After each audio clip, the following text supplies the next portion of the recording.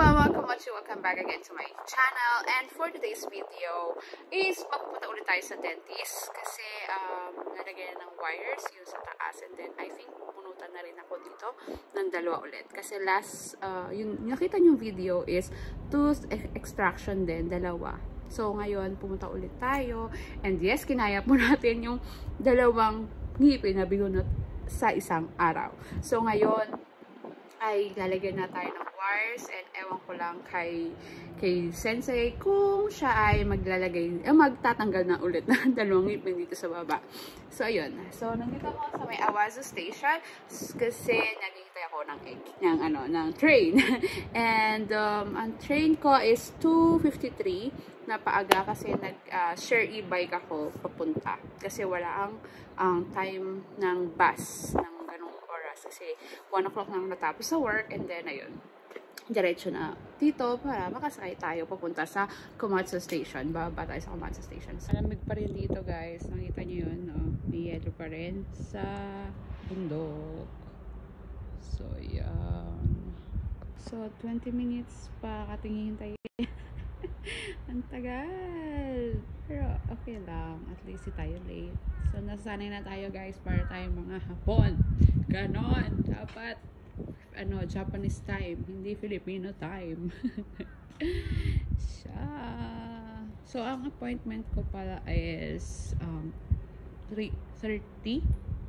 Yeah, so makapaghintay pa tayo dun sa station. Sabi nga pala ni Sensei, yung dentist ko, is within a month malalagyan na rin ng bracket tong baba kasi hindi ako pwedeng biglain, baka masyado tayong masaktan. Ayaw natin masaktan, diba? Kaya may paparating na train. Bird ka na.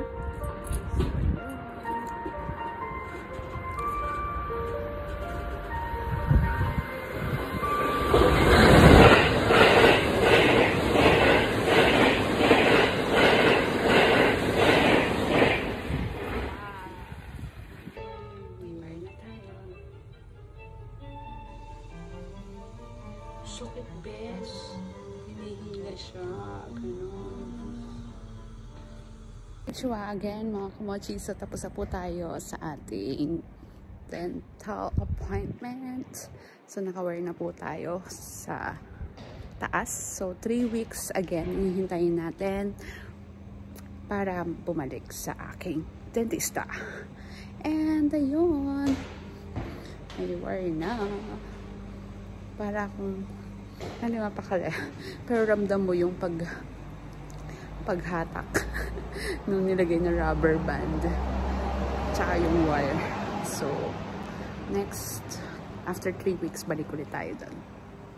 By April 5 appointment ulit tayo. Kasi 3 weeks daw kasi sabi ni Sensei para makita yung paggalaw ng ngipin kung anong mangyayari, kung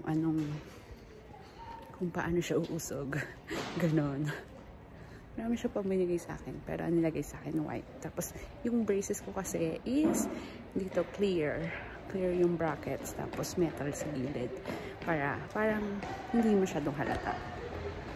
That's it, guys. So I'm going back home na, and hindi ako nagpa-schedule ng work today or tonight ng 5 PM kasi hindi aabot. And sasakyan kong bus is 5:15 pa. Kaya mag-wait na lang ako dito sa may Eki. So later again. Bye! Thank you for watching. Mata ne!